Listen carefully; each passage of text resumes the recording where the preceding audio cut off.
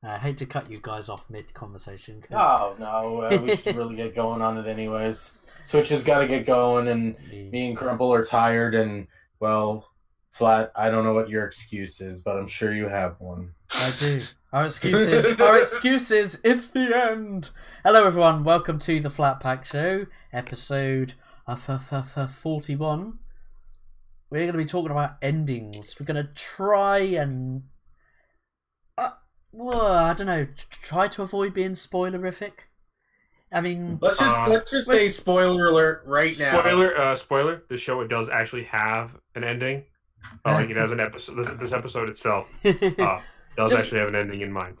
I'm not privy to this. I did not know that. I think the goal is that we'll put the spoiler alert out, but we're going to try and talk about endings in general. As an abstract rather than specific endings. So I just want to apologise to Jay and Rabbit Sensei that are in the chat. Apologies for being late. At least it's 15 minutes late rather than like the last few times where it's like half an hour to 40 minutes late. Not to make excuses, but here's the skinny of it.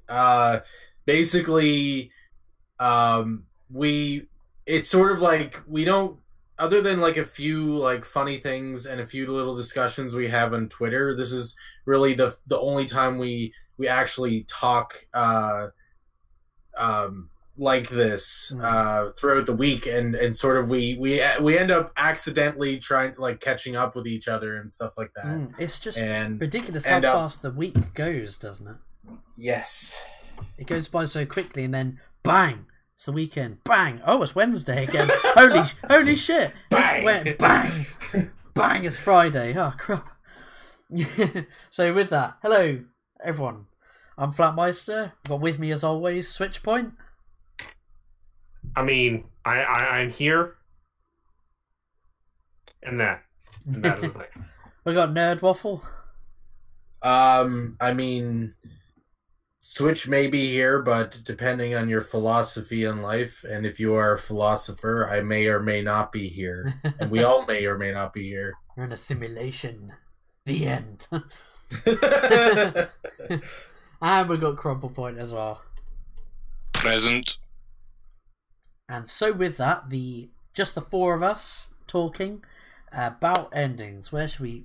So you were saying about the abstract. The end. Finn. Goodbye. That's the end of the show. It's like the shortest podcast ever. We'll start it. We'll finish it.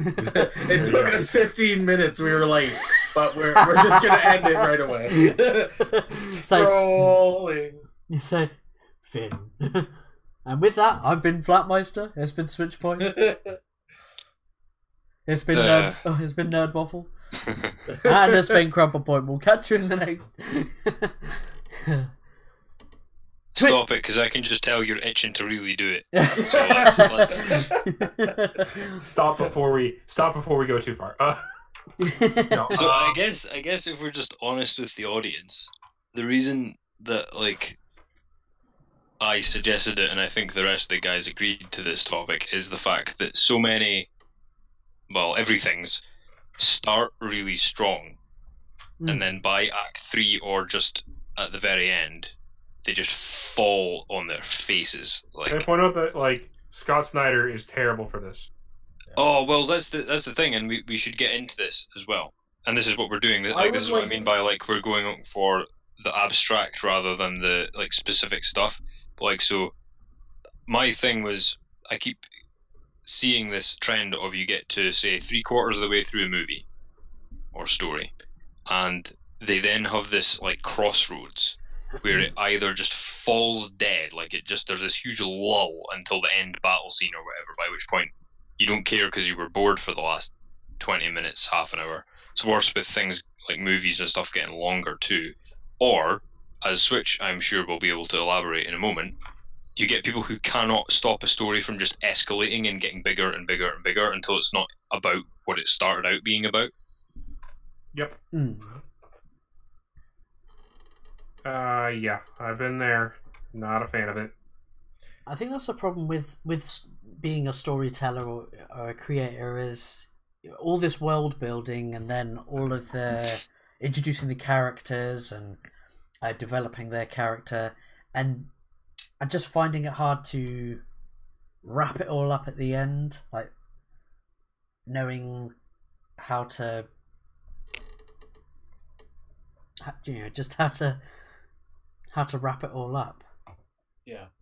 Yeah, and I mean, there's so many reasons for that. I think that if you look at it, some of the more cynical things, it's because they just wanted to get the bums in the seats. And then there's also, I think that in a lot of cases, if it's like a message piece, they'll lure you in with an interesting, I'll say it's a comic run, right? They'll lure you in with the first 3 issues will be really interesting, and then they don't know what they're doing after that because they don't have a story in mind, they have a message in mind, and that happens with movies as well. But it's more I think annoying in TV and comics because they come out episodically, and so it doesn't lose direction. It's the fact that it didn't have a direction. I was actually just gonna say that I was gonna say in a certain sense, and I know comics and whatnot have endings, but it's almost different because if you don't like a movie, you sit there for 2, or if it's a longer movie, 3 hours, between 1.5 and 3 hours, right? And you don't like the ending. Okay, good. You get to leave and move on with your life, and it's done unless they come out with a sequel or something like that. With TV and comics, it's more like there really is sometimes, even though there is an end, there's sometimes like no end in sight. Like they may end a run, they might end a season, but really, like, look at Supernatural. I know we're not to get too specific, but like, does that have an end at all? I will be drawing my fucking pension before that has an end. Yeah, I don't. They'll be chasing demons and scooters and their old boy scooters eventually. But that Jensen Ackles, he'll still be sexy in his. Oh yeah, he'll look exactly the same, but I'll be this old fucker with a walking stick and a Zimmer frame and everything. What? We'll be like we'll be on Flatt Pack, like, I don't know, 1 million at that point. Well, there was a thing with regards to movies as well, right? The comics have this too, but TV doesn't. You can kind of skip the bits that bore you and just go, well, you know what, this is a fucking great scene, so I'll just skip to this scene or go to the toilet or whatever. But see, with TV, especially nowadays with all these, it's so difficult to find a TV series that just has a really strong A plot and not like thousands and thousands of subplots, because that happens now. And then what happens is if you just go, say, to rewatch a series or something, you can't skip an episode because there might be, like, for example, you could maybe skip an episode of something like 24 because it's really tightly told. I know there's a lot of subplots to it, but it's really tight. But with something like, well, half the Marvel Netflix stuff, they've got like 50 plots on the go at once, and if you skip an episode of that, you're lost. You're totally lost. That's not even that complicated compared to some TV shows now, like Westworld as well, which I love, by the way. I'm not saying that Westworld's guilty of this, but if you went, you know what, episode 7 was shite, I'm going to skip that one when I rewatch it, you'll have forgotten too much and you won't be able to do that. Whereas with movies, you just kind of sit there bored for like 10 minutes, like Nerd Waffle said. Or with a comic, you just enjoy the art and ignore the story for a bit. Oh, just want to quickly say hello to Scarlet Dusk. Long time no see, indeed. Haven't seen you in a while. Hello. Hello. I mean, like, when The Walking Dead came out, the TV show, and people would say, "Oh, you can just skip season 2. There's not much happens in that season." I'm like, yeah, but you're missing out on, like, I don't know. I think it depends on the individual too. Like, I sort of agree and disagree with what Crumple Point said. Of like, for me, I find I watch TV at night, like when I go to bed and trying to fall asleep. And there are some shows where it's just like, yeah, you miss a lot if you sort of fall asleep or you go to the toilet or whatnot. But I almost find it the reverse. Like if I'm watching a movie and I fall asleep, I'm like, oh shit, I like missed a half an hour of it. I don't know what happened in that half hour. I got to go back and rewatch it. Whereas the TV show, I might fall asleep during episodes and wake up and be like, oh, I still kind of understand what's going on. I might have missed a bit there, but I still kind of get what's going on, kind of thing. Yeah. And not with every TV show and not every movie. It is a case-by-case basis. It's unfair to say all of them are this way or that way, but for the most part, that's, I don't know, that's just me, though. Yeah, I think that with the topic of endings in mind, what I'm kind of getting at is if it's like a piece of rope. If the story is tight, you could actually watch just the start episode and just the end episode and get it. Yeah. As I did with something Mrs. Crumplepoint was watching recently, and I hadn't been watching it. I just watched the start and the end, and I still understood everything that was going on, right? Yeah. But it was like a suspense thriller thing. So she'd really enjoyed the 10 episodes of it or whatever, because it was that sort of thing of, oh, will he get caught, or will this blow up, or will this person find out about the murder, or whatever it was. And that's happening week to week, and that's keeping you on the edge of your seat. But as a narrative, it's kept so tight that if I, like I said, I missed 10 episodes of it, and it still made perfect sense, which I think's really quite clever. But if you've got like a badly put together narrative, what happens is, you've got a really tight weave at the first 3 episodes, and then it just tassels out into this mess, and you skip to the end, and each character's maybe getting like a minute of screen time each because they're wrapping up so many subplots that they forgot to bring back into a nice tight weave again. And that's kind of what I mean, is if I'm not saying you should be watching TV to skip it, by the way. I'm just saying it's a good way of telling how tightly put together a narrative is and how good the ending is going to be. Yeah. Now that I think of it, too, is that I almost feel like TV shows, out of a lot of the TV shows I've watched, and not all of them, but a lot that I have watched, I find that TV has some of the worst endings, even more than movies, because I wasn't a fan of Seinfeld's ending. I wasn't a fan of The Sopranos ending. I wasn't a fan of the actual How I Met Your Mother ending and stuff like that. And I don't know, it's almost like when a TV show goes on for 10 years, it's almost like they either get canceled or they're going to finish, so they just go, how are we going to finish? Oh, let's just do it this way. I get what you mean. I'd usually prefer a cancellation. I mean, look at how Lost had to wrap up in, what was that, 6th season? They had to wrap up their story because ABC said, yeah, you need to... No, they they stopped on their own accord. They were did? We're on top.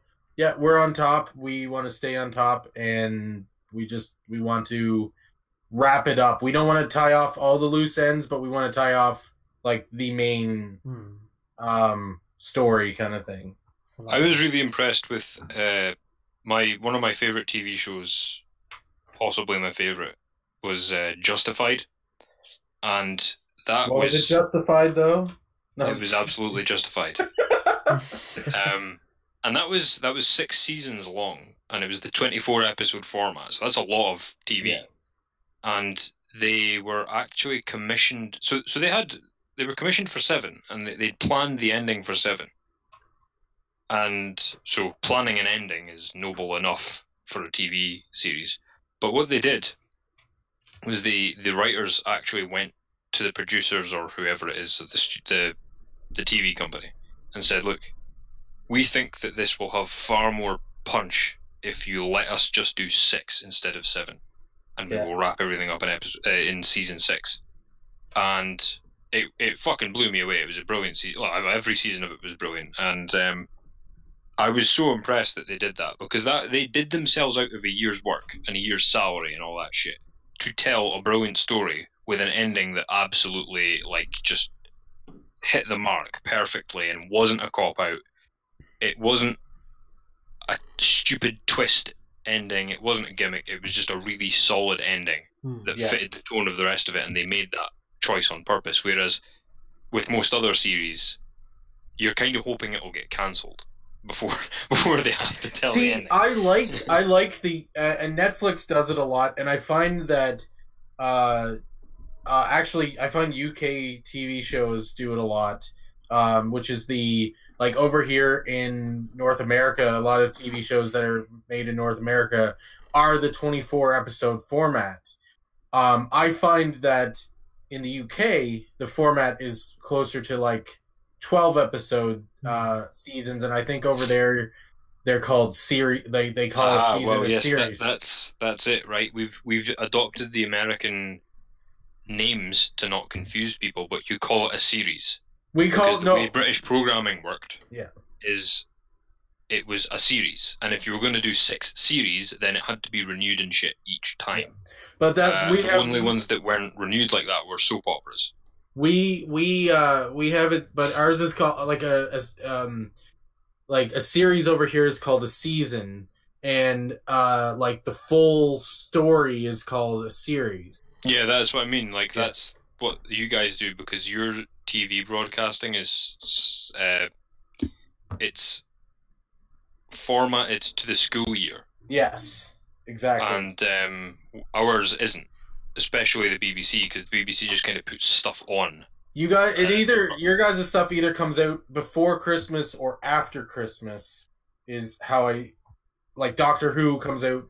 No, that's even then. Like what they'll do is they'll just commission something. Yeah, and it'll either be like you're right. The full year, because it won't be a drama. If it's a drama, it's done like a complete story, and that's why that's like I say, it confuses Americans, because I'll say series 1 of something. Yeah, no, I get series. That's not like just a language quirk. That's a deliberate thing of like. Oh yeah, no, it's not. It's there was only a set amount, but there was only a set amount of. It's much more difficult to get on TV over here. Yeah. So what they would do is they would only commission the one series, and it was very unlikely you would get a second one or a third one. Yeah. And it happened with several really good ones, but usually they had to have an ending, because there was very little guarantee they would get a second series. Yes. But that's kind of going out of fashion now.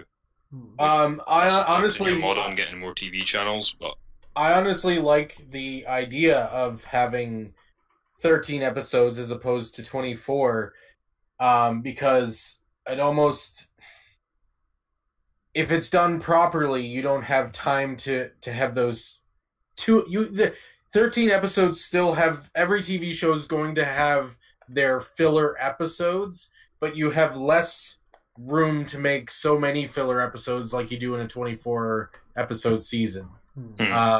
Over here in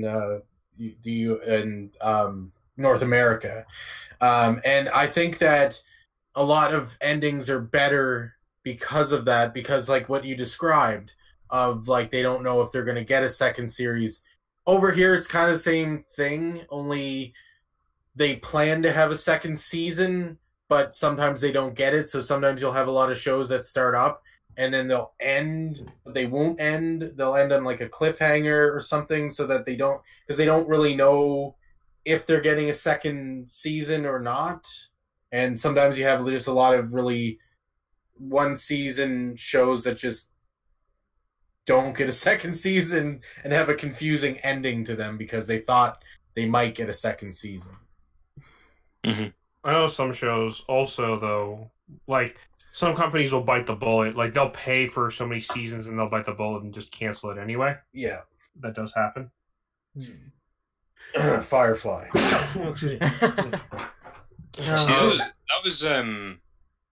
That was a thing, like, I noticed just with, I was going to use Batman White Knight as an example for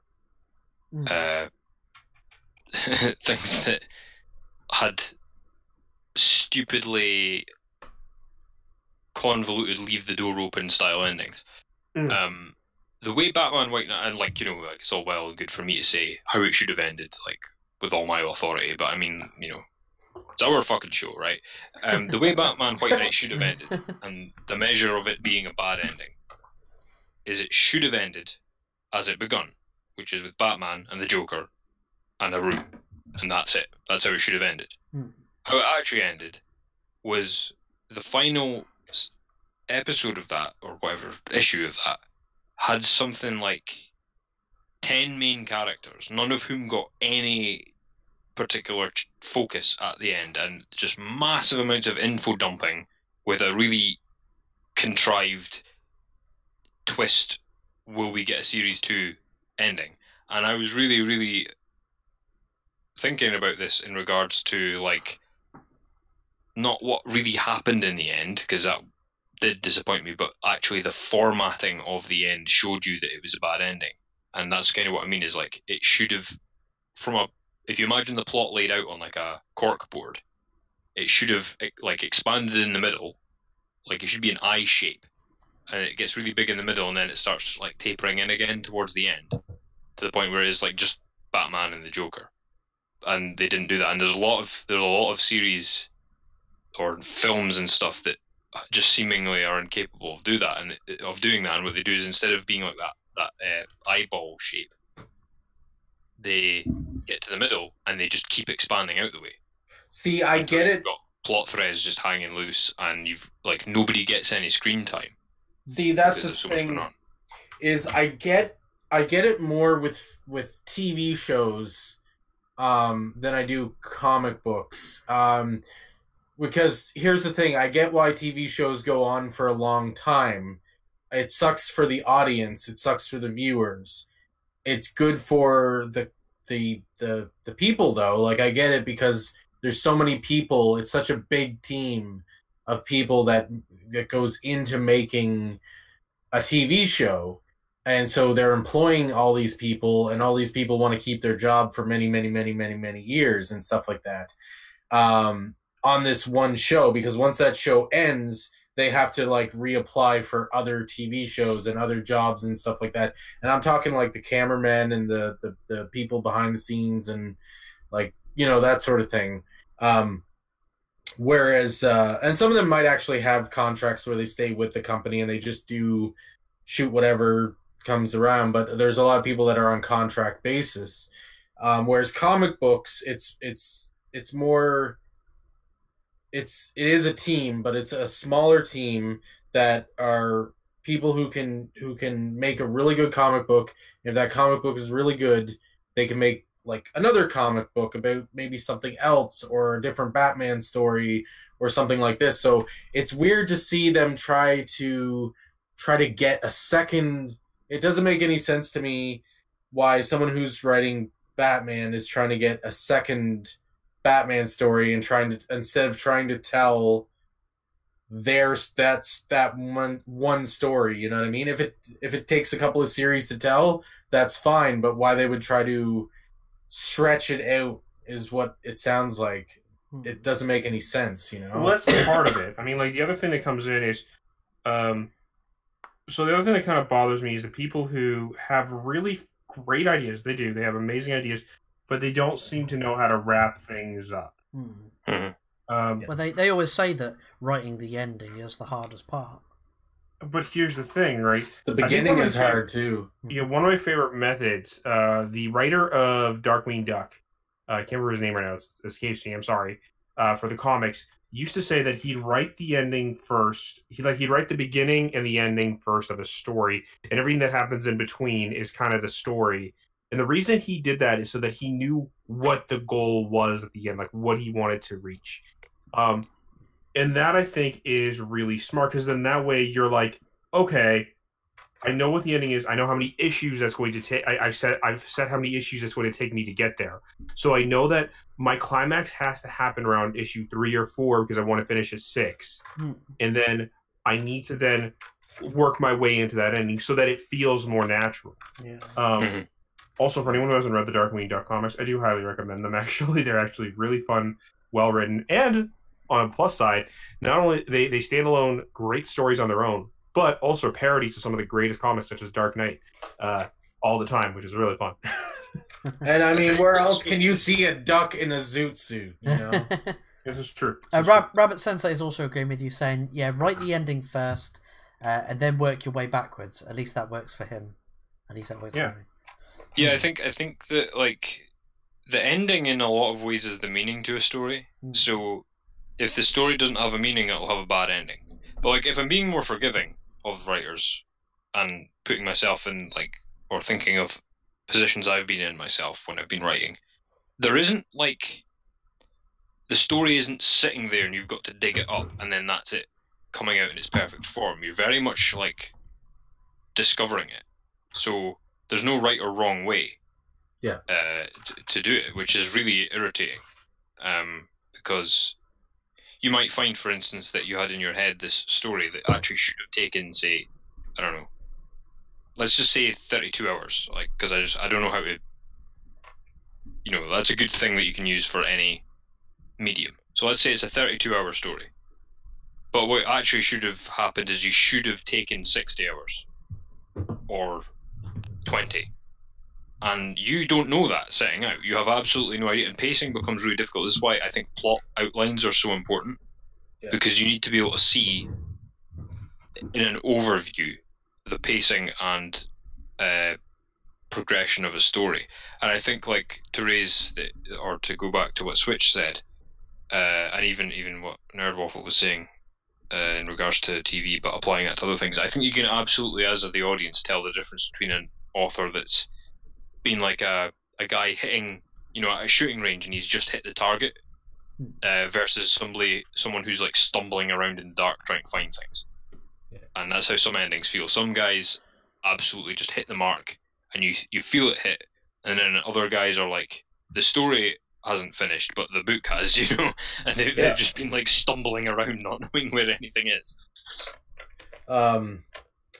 Yeah, I think too that here's the other thing I notice in a lot of mediums too, like it's hard to explain, but I find that a lot of writers for mediums, and I don't know if this is true or not, this is only what I think, but it feels like they sometimes take this story concept and then they try to bite off more than what they can chew. And like, there's nothing wrong with making a series. So, like, let's take Batman, for example, and you want to sort of write Batman a little differently, and you want to sort of tell a story about Batman as a character. But let's say you somehow want to get more comic deals from this than just one comic book run kind of thing. The best approach you can do is sit down and say, okay, I'm not going to do this crazy big thing. What I'm going to do is this sectionalized thing and tell this sectionalized thing's story. So instead of being like, oh, well, Batman, it's like I'm going to overly explain all the little details of the overall arcing story, and sort of what's going on with this one thing. What I would do is say, okay, well, let's have this one series sort of focus on the Penguin, and then he's battling with the Penguin. He has a lot of crap going on with the Penguin, and maybe throw in slight things that might make it so that if there is more series, that it sort of makes sense later on, but at the same time doesn't. But then this one run also has its own ending as well, you know. And I think that a lot of writers bite off more than what they can chew. They start throwing way too much information into the first run or the first series or the first season or the first something or other, and then it's kind of like, well, now we got to write an ending that sort of is a cliffhanger because we've promised so much from this, you know. And I think that it kind of reminds me, like, one step at a time kind of thing. And I feel like these days a lot of writers don't think of it as one step at a time. They think of, and trust me, I get it. It's when you love this stuff, you get super excited about it. You just want to spill all the beans all over the floor because it's fun. But I think that I think that if you just give a little bit of beans, a little bit of a time, then you have a lot more beans to dump on the floor over time. Beans! Beans! I think a lot of the issues, it's like when you go for a walk somewhere new. If you walk too far, you won't remember the way back to where you got arrived at. Yeah. And the best way to do it, I think, is to keep these things as short and dense as possible. Yes. Because the thing is, what you guys were saying about do the ending first. I don't think that applies every time, but you need to know the ending fairly early on. And like I agree with Rabbit Sensei in that. No, sorry, what what somebody said about you need to do the ending and the beginning kind of at the same time, and then work out a link between them. That's the way I work. Yeah, that's the way I work best. Like, because people say, "Oh, you need to work out the ending first and work your way back." It's like I don't find that helpful at all. I find that gets just as convoluted as a story where the ending wasn't planned. What I think works is if you get the. We'll need to talk more about endings because we're talking so much about structure. I know. Because I was going to ask. What happens with the plot is. Yeah, I'll be quick. What happens with the plot is you've got the ending, so you think about that, and then you think about the beginning, and you work your way. There's a very clear bridge between the two. But the thing is, you need to be doing that with every chapter, not just every story, not just every series, but every episode of every series and every scene in every episode. Like every single moment should have a reason for existing and a beginning point and an end point. And I mean, like, the worst culprit for it is theatre, when you can tell a scene had no ending planned and they just like let it happen, and then the scene changes and you're like, well, what did I spend the last 5 minutes watching? But yeah, go ahead, Flatmaster. I was going to ask you guys, what's the most memorable ending that really sticks with you? Most memorable ending. Whether that's comics, games, or movies. And TV. Well, I'm going to choose something that's more recent for me. Okay. I'm going to go with the Gravity Falls. That ending was actually pretty memorable, in my opinion. Like, now, other people might think differently. But you have that moment where it ends basically with the town, almost like with a rejuvenated like level of the town actually being together. You know what I mean? Like working together to stop this really big threat. And then not only that, like you also get to the point where it ends with like them trying to remind their uncle, their gruncle Stan, their granduncle, like of all the adventures they had because he'd forgotten everything due to the fact of like what happened at the ending. So it's them going through the memories with him at the end, and like then even like the characters saying goodbye to everybody when they're leaving at the end to go back home after like this whole adventure is over, right? It's like all that culminated, like it kind of symbolizes, yeah, this is the ending of the series. This is like goodbye, and like because it didn't you want to feel it, don't you? You want to like feel like you've worked for it. Yeah, and so it didn't only feel like they were saying goodbye to the cast. Like it, to a sense, it felt like they were saying goodbye. Well, to the fans, in a sense. Well, you're watching that last episode, and so that in and of itself feels very like it felt very, like yeah, we finally did it. We got here. You know what I mean? And it makes it even better because like that Alex Hirsch and the team who worked on the show, this was the ending that they wanted. He didn't want it more than 2 seasons, so it's like, I want to end it here. This is where it finishes, right? And I liked it. It was very, it definitely stuck with me. It's one of those things. I like the series enough that I bought some of the books and stuff like that. You know what I mean? Like some of the creator notes and things.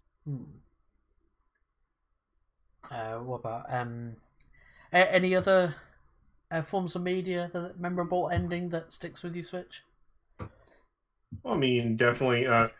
There's always that ending in All-Star Superman that really sticks with me, and really does. So in the ending, we have there's the ending. So there's a statue built for Superman at the end, and like Lois is sitting there, and then there's like somebody's like asking, and it's like, it's like you're.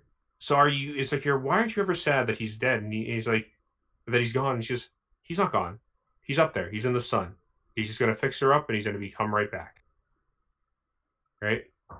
And then we cut over, and we cut to like it's left to the interpretation. Like, is this what Lois is imagining, or is this like what's actually happening? Because we cut to the middle of the sun, and we see Superman there, like actually like working on something in the sun, right? And there are some hints. I'm not going to give them away in the series, but that ending right there really does stick with you. Now, again, these are spoilers, so keep that in mind. I mean, we said earlier there could be spoilers, but it's that ending of like Lois doesn't lose hope because like Superman has been like it's just because like she believes in the power of Superman so much that she will not lose hope even if he's not around. Yeah, I like that. Yeah, that's or we can go with the ending of Ghostbusters. Which one? The 2016 or the... No, the original. The original Ghostbusters. Like we have the ending of like it's just like everyone is together. Everyone is, like we took out the big ghost. We won, right? There's Dana. I finally saved Dana. Hey, there's the city. The city's like really happy now because guess what? We did what we said we were going to do. We saved the day, right? Like the full 9 yards. It's like it's the fact of like there's actually like feels like a celebration is almost happening at the end of Ghostbusters, and you're like, yeah, man. Like for a second there, you're like, yeah. You know what?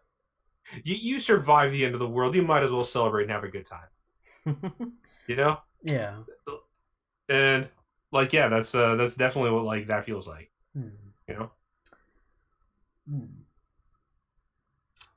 I've got a comic one and a film one. Go on then, Crumple. Okay, the comic one, I'm not going to say too much about it because I don't want to ruin it, and it's kind of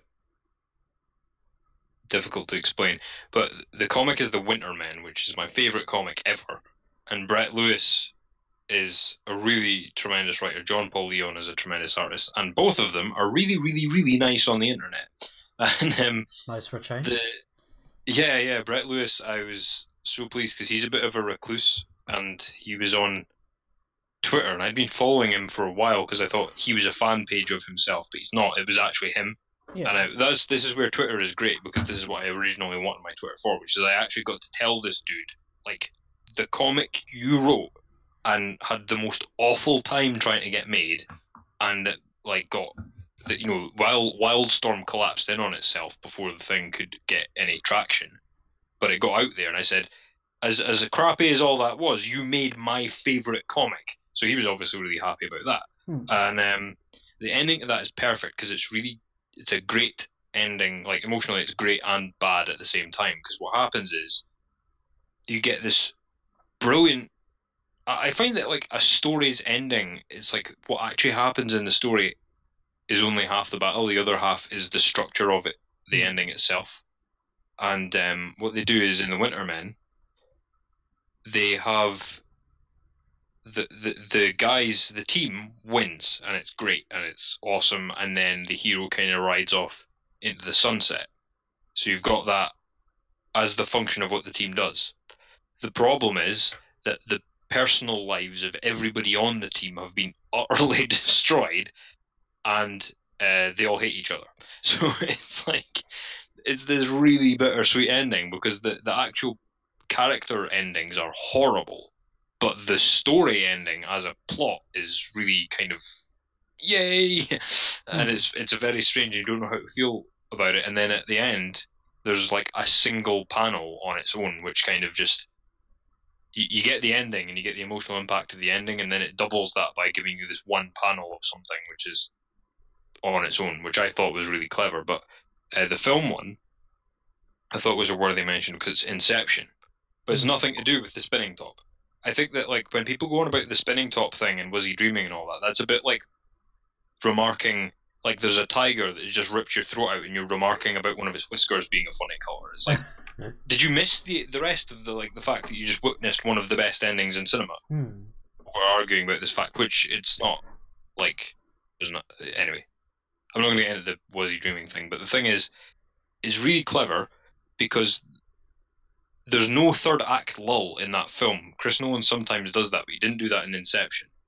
And what they do is, as you guys know, there's like layers of the dream. Then there's each character has a little tiny, either an arc or a contribution to the arc. Yep. And then there's the performances, because obviously the actors are allowed to express themselves as actors quite well in that movie. And there's the structure of the movie itself. And all those things stack on top of each other. So you've got the thing of they complete the heist. So it's like watching a bank job movie. Like you're like, oh yeah, they did it. But then it's also the thing of you get several endings happening one after the other, because you get the Robert Fisher ending, you get the completion of the mission ending, you get them all like kind of not celebrating together, but like, you know, they all wake up together ending, and then you get the ending for Cobb, all happening one after the other. Meanwhile, like the actual scenes themselves and the score are all building up. Like, so the ending is around, like, I think it's, say, minus 10 minutes from the end. It starts wrapping itself up, and it takes a while to do that, but it's like a little mini piece of film on its own, and it's really fucking clever. And so Inception, by far, because you watch that film and you just kind of, me anyway, I'm just like sitting there stunned for about 10 minutes after that. Jaw in my lap. I need a minute. Oh yeah, my jaw was in my lap when I watched that movie. I was like, and yeah, and people go on about the spinning top, and it's like, what the fuck? Who gives a shit about the spinning top? My spinning top privileges. I mean, yeah, that never really, like, I always got from the spinning top was he was still in a dream. Because it was like him telling all the other people, oh, have your own totem so you know whether if you have it on you, you know that you are awake. No, if we're doing this, are we doing this? If you want, yeah. I think this needs a whole nother episode. In the Inception episode.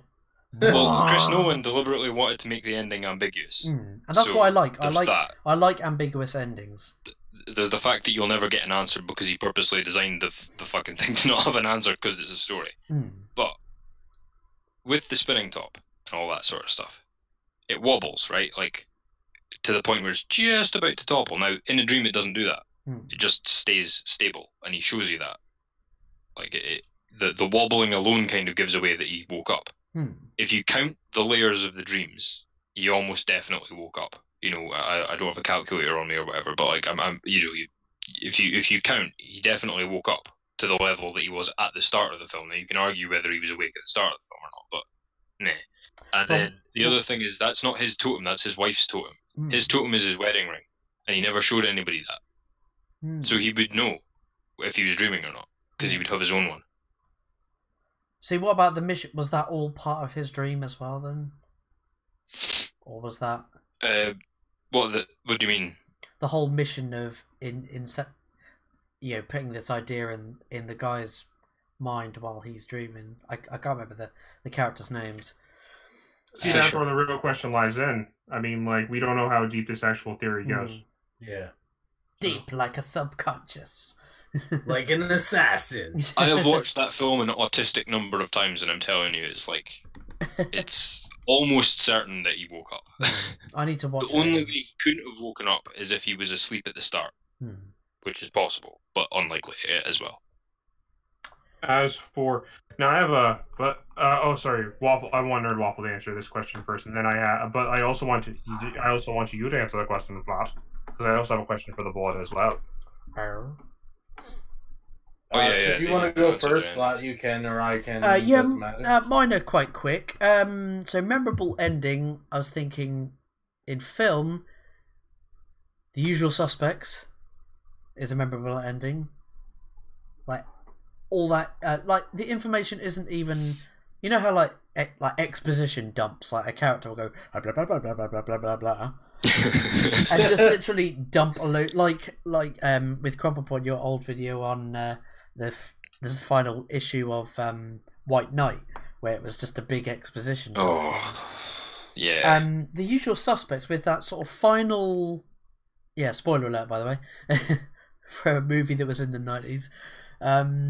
It was just this montage of the police officer. All this information is like like repeating, like echoing in his head, and it's pretty much saying that he's finally realised something, and he's putting all the pieces of the puzzle together, and he realises, holy shit, that's Kaiser Soze. I've just let Kaiser Soze go.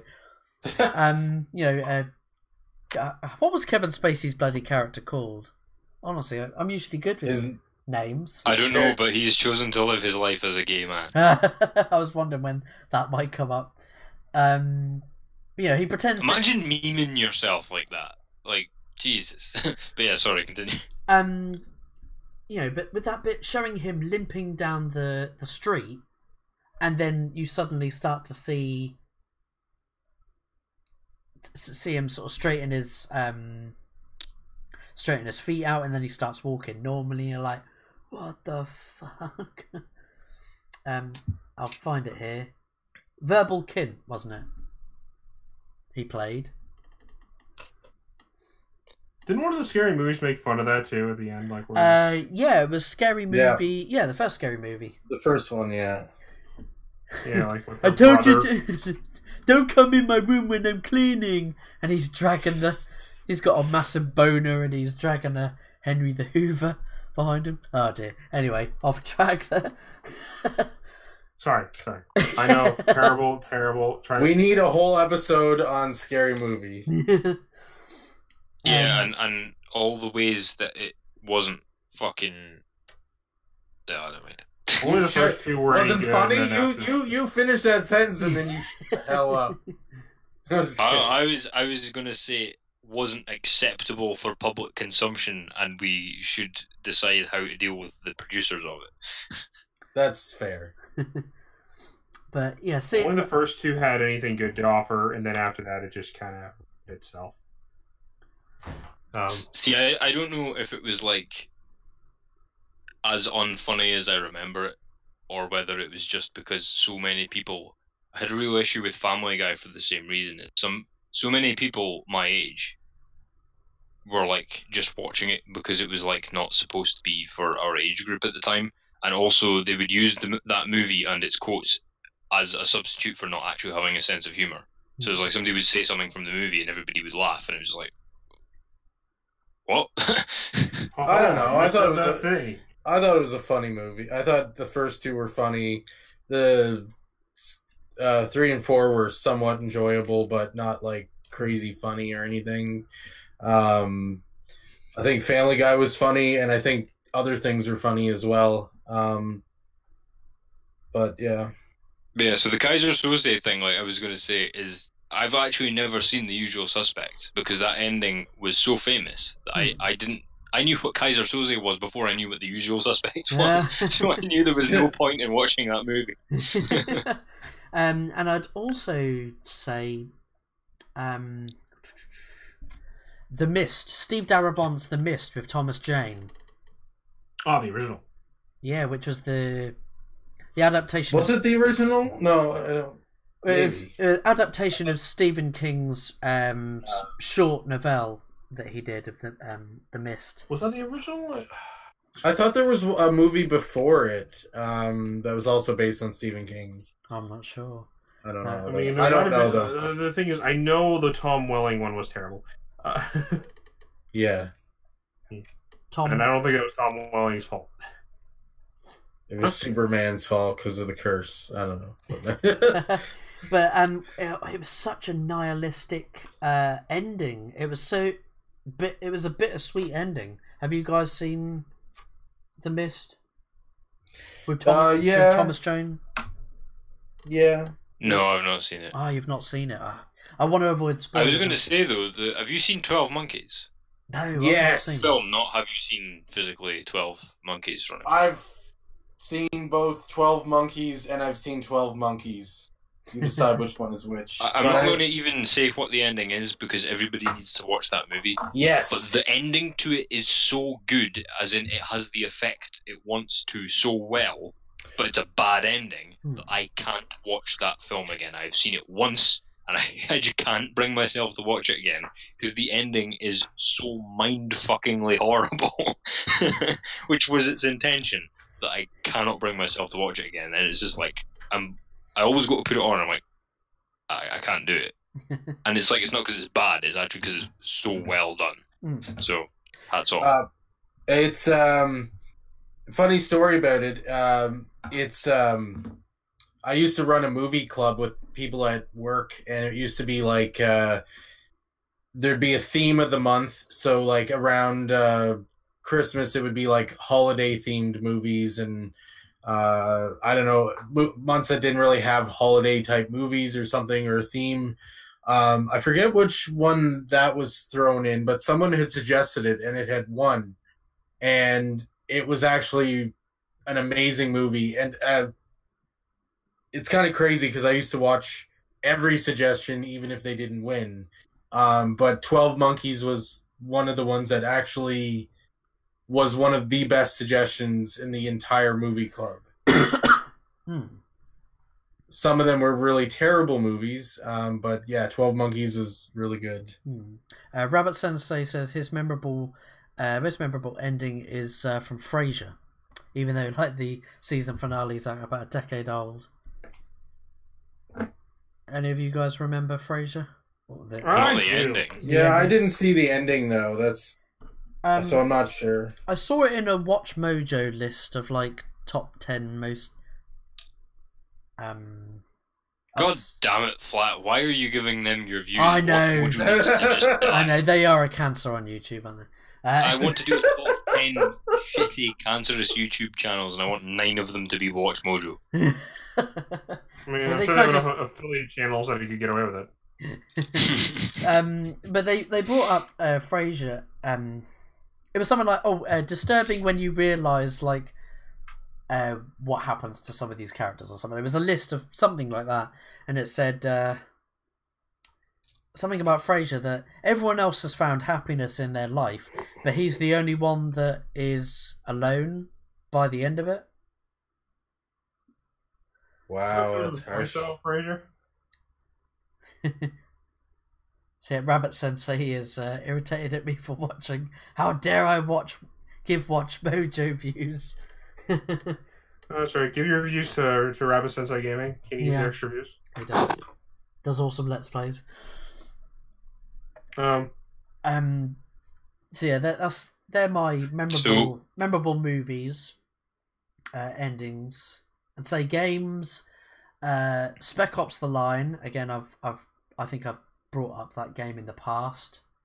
Fantastic ending. Well, there's multiple endings as well, depending on like some of the choices that you make near the end. Highly recommend you play that. And as a footnote, I really fucking hate games with multiple choice endings that only have like any effect in the say the last act of the game. That really bugs the hell out of me. Like that was one of the things I think that say Mankind Divided did quite well, which was that stuff you do even at the very beginning of the game will have an effect on your ending. Oh, see, that's good. Which is the way I think it should be. And then you had like the old Colony Wars game, which was like a space dogfighting game, and that didn't have multiple endings in the sense that you got to like, Act 4 and then you got branching endings. It was if you died, you got a different ending, and depending on how far you survived into the game before dying or losing, you got different endings, which I thought was brilliant because you could get a cheat that was unlocked at every ending or something like that, or I can't remember quite how it worked, but you could actually see the whole branch of the storyline, and there was something like 9 different endings, or it was, I think it was 9 different endings, and one of them was it only took 3 missions to get, because if you failed 3 missions in a row, you got the bad ending. But then the other ones obviously carried you all the way through to the end of the game as was intended. And I've never seen another game do that, probably because it's ludicrously complicated. But it was really cool, and I hated when, for example, Far Cry 2 gave you the multiple choice endings, but only gave you the choice in like the second last mission. Yeah. Yeah. Because that was quite a bleak ending on Far Cry 2. Yeah, but even the thing with how you could leave the lieutenants, you could choose which one you wanted to be in charge.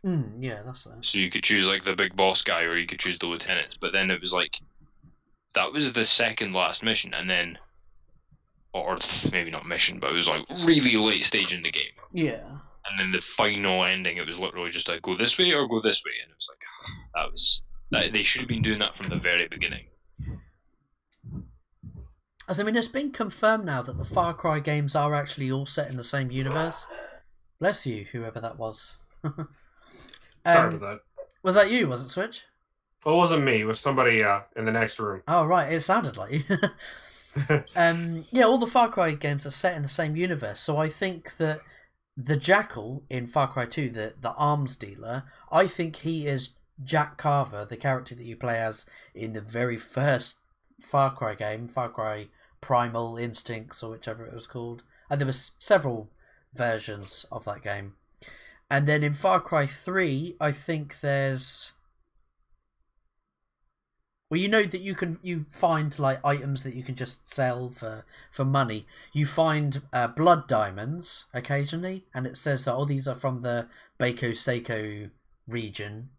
So it's referencing these blood diamonds are from that area in Far Cry 2.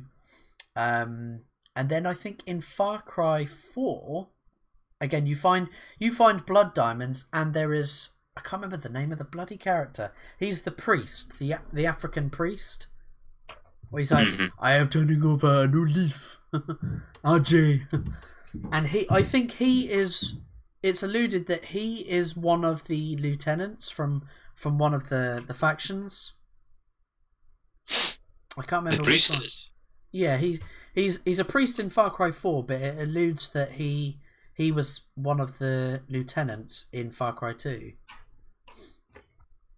Oh! I thought you meant the priest from Far Cry 2 was like a bad guy. No. I was like, what the hell? That's it. Because I just remembered now. Yeah, there was a priest giving like what's the name? Drugs. Nice drugs, not bad drugs. Yeah, but malaria. Drugs. we should get onto Nerd Waffle's ending so that Switch can ask his question, because I just realised that yeah, don't he's worry. needing to run along. I was going to say, don't worry, I haven't forgotten about you, Nerd Waffle. I haven't forgotten about your question. Your question. Just kidding. Mine are too interesting anyways, and I'm probably going to get laughed at by some of them, but I'll go anyways. What the fuck? Shut up. No, I'm just kidding.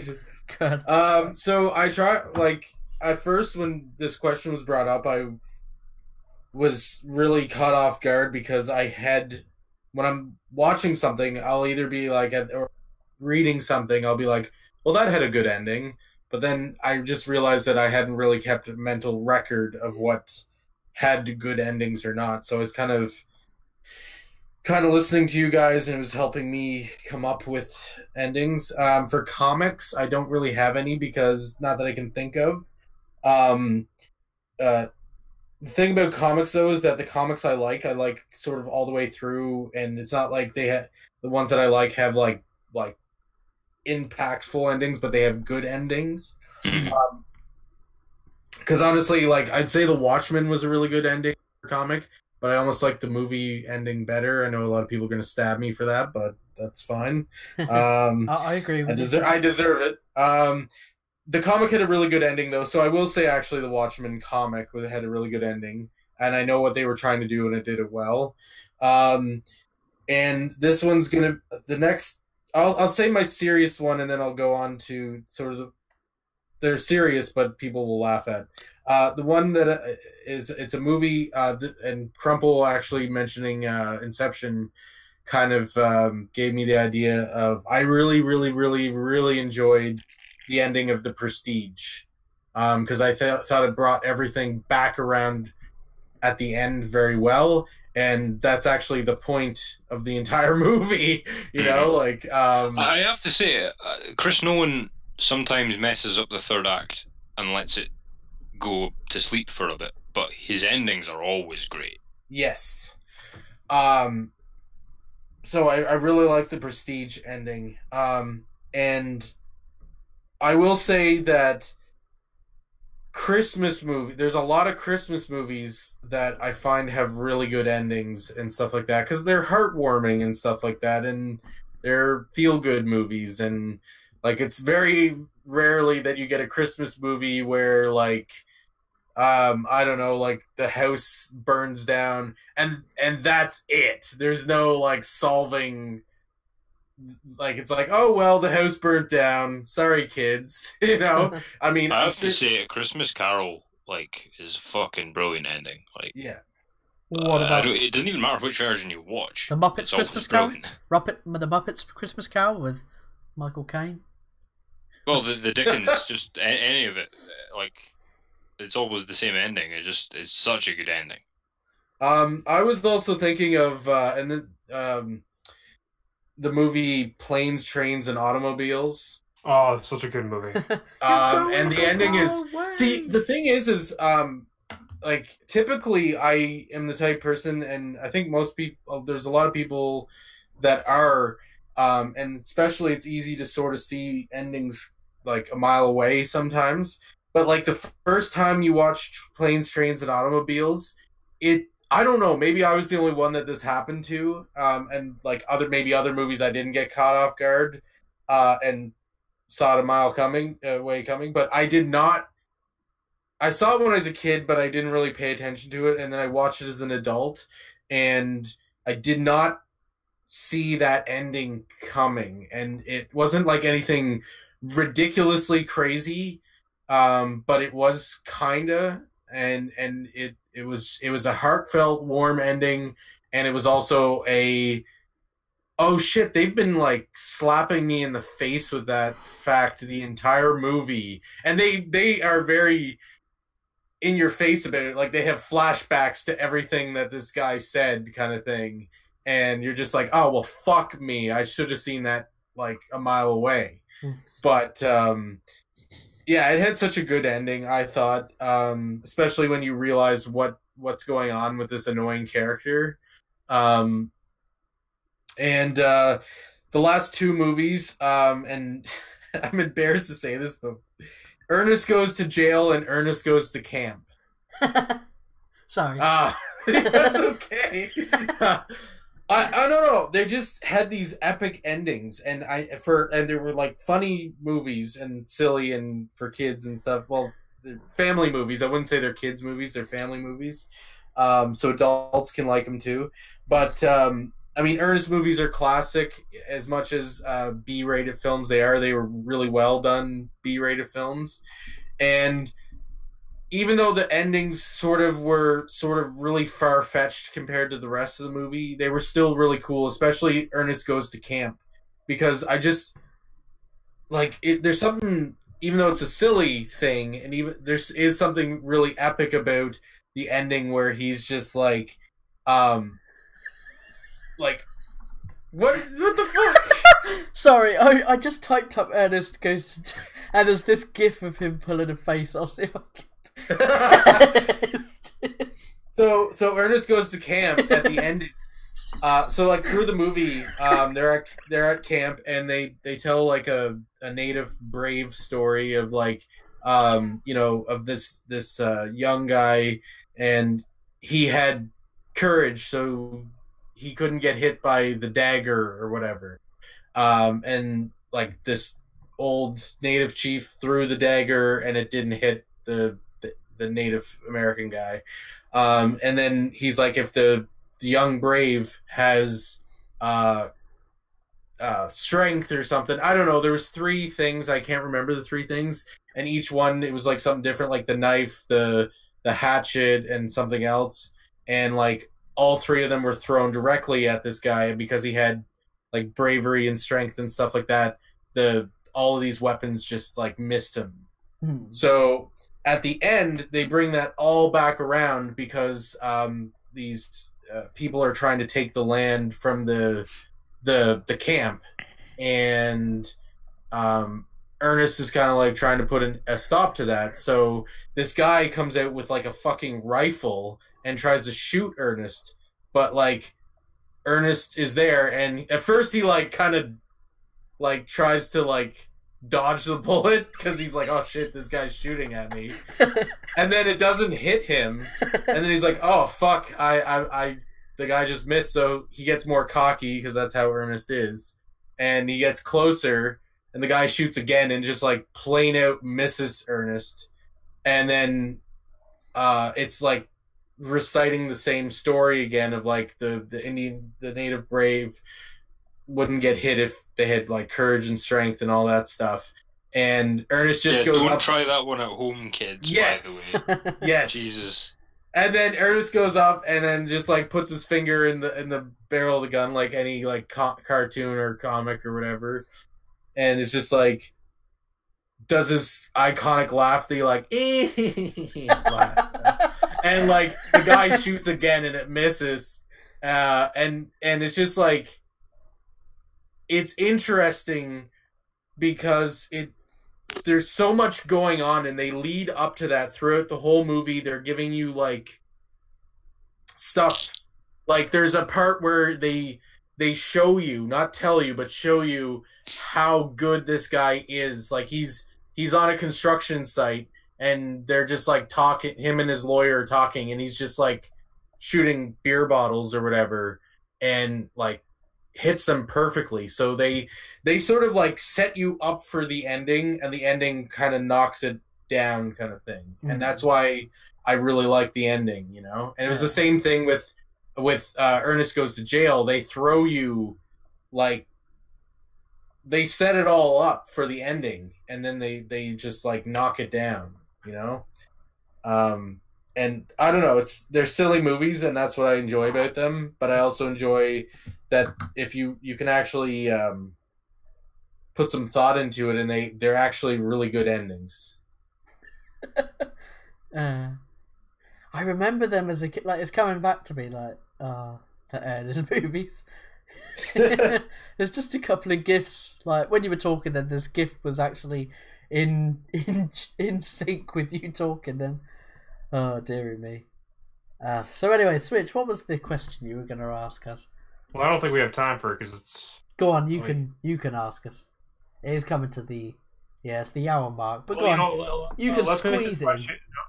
Well, okay, let's make this question just the ender. This is how we'll end the show, because literally after this question, like literally because I have to leave in 10 minutes. Yeah. So go on, fire away, man. All right, so what is it about? So like, you know how we were saying earlier, like the bad ending thing? Mm-hmm. How like something has a bad ending. Now, what if it's so?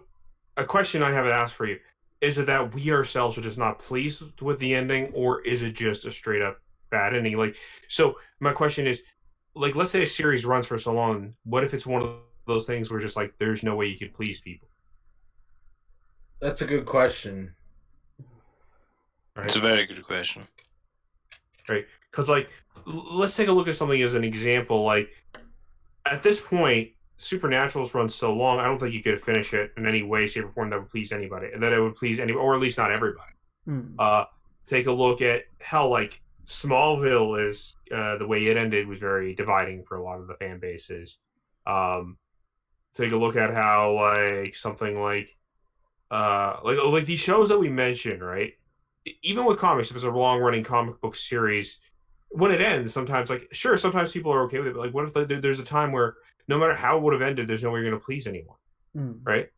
I get that, and I think that with a lot of these medium things, like comic books, movies, games, TV shows, I think that a lot of this stuff is just yes, there are technical stuff to it, but I think a lot of it is, eye of the beholder kind of thing. Some person might get the ending, and some person might not get the ending. And I think that a lot of it is subjective. Yeah, I prefer ambiguous endings. You're an ambiguous ending. That don't spoon feed things to the viewer. Like, let the viewer let the cogs roll around in their head for a bit. Let them try and figure it out. Don't leave an ending so just cut and dry. Mm-hmm. I mean, take for instance like The Sopranos. I've not seen The Sopranos, but I know that the season finale ending, it literally cuts to black. Like they're in the diner or something. They're eating. Some mafia guy walks in. Does he pull a gun out or something? But basically, it then cuts to black, doesn't it? And that is just ambiguous. And you're like, oh, what happens after? That's what I think. Even if that pisses people off, I think that is a good way to end it. Is leaving something ambiguous. Yeah. Go on, Crapple.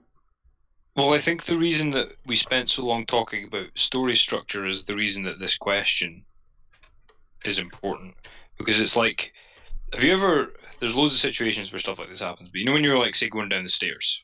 I was going to say cars or whatever, when everybody drives. So you're going down the stairs, and you twist your ankle, and you feel yourself starting to go forward, right?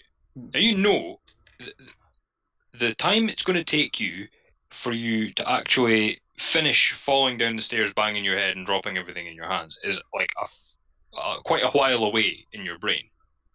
But it's unavoidable, like that's your trajectory. And it starts with you twisting your ankle.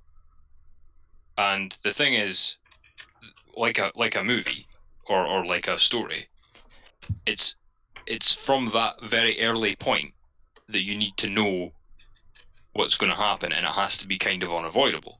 Because if you get to the bottom step and then decide to twist your ankle, for instance, like as the story, like it doesn't work. Like if you take something like Supernatural or Sopranos or whatever, like it doesn't have to be that, but a lot of these fan service endings as well in movies where they're like trying to please the audience, it never works because they didn't have the ending in mind when they. You don't have to have it in mind when you start out, but like say a third of the way through whatever it is, you need to know. Because it's got to be one of these things where everything was logically leading to that point. And the audience can tell a mile off that that wasn't your intention if you just at the end twist it or something. And so I think that's how you do it, is you don't actually wait till the ending to make a good ending. And for that reason, endings can be legitimately bad or good without having taste being part of it at all. What do you think, Switch, to your own question? I mean, I've always been of the belief that, like, like, thinking through the ending and having the ending thought through is definitely important. And, like, sometimes I think that there are series where the ending is actually thought through, and it was always the intention. But again, like, there's no way you were going to please anyone because of, like, how long the series was going. So I think that really, with those scenarios, or maybe not even how long the series is going, just because of, like, some people like red and some people like blue, and if you decide to end with a blue ending, the people are like the red color red. That's on you. So I think what it is like now necessarily I think like what it is so there's like a lot of aspects to it, and I think the best way to look at it is I'm sorry that No, I'm sorry that people like had to go through that. You know what I mean? So, no. I've seen. Go ahead. Sorry. Yeah. I've seen a lot of things where the bit just before the ending has been good, and then they've added on an ending, and that's ruined it. Yeah, so that is definitely part of it. The second last issue of a comic, or the second last episode of a TV series, or the second last chapter of a book. So many times I'll go, "Wow, that was great," and then you'll go on to the ending, and you're like, "This didn't need to be here." This is true. Like I do want to always think that that the ending could be done better, or could be. Or that like maybe it just felt rushed, or like maybe certain things didn't feel quite right about it. You know what I mean? Like there could be tons of scenarios that we're like not taking into consideration here. But I do want to definitely hope for like but like when it comes to that ending, right? I'd like to say that sometimes it's just like you can never please her. So, like, a good example of this, and this is not exactly like 100% the same thing, but like let's take a look at this as a good example. Like a game that's been in development for, let's say, hundreds of hours, maybe it's been in development for like so many years. So a good example of that would be the new or the recent the recent Duke Nukem game, right? There was no way that game was going to meet the expectation that it had built up to that time. Would it have been development for 12 years or something? Yeah, it was in development for ages. Hell, like, it's the same thing with, like, Half-Life 3. Even if Half-Life 3 were to come out, there is no way it could ever be what we hope it to be. Yeah, but you could still make a good ending. Like, oh, yeah, you could. I'm not saying you could. So it's like a case of, if you were to take it to a non-fan, they would be like, "Holy shit, that was a good ending." It's just the fans that are the problem, and I know how arseholy that sounds, but it can be the case. Like, I remember, like, with a lot of people don't seem to know the difference between an ending and an epilogue as well.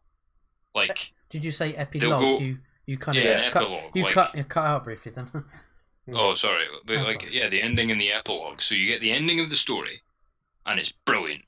And then people go, and then there's an epilogue. So, like, you know, the hero rides off in the sunset, or like there's a mysterious thing happens to maybe allude to something happening in the next.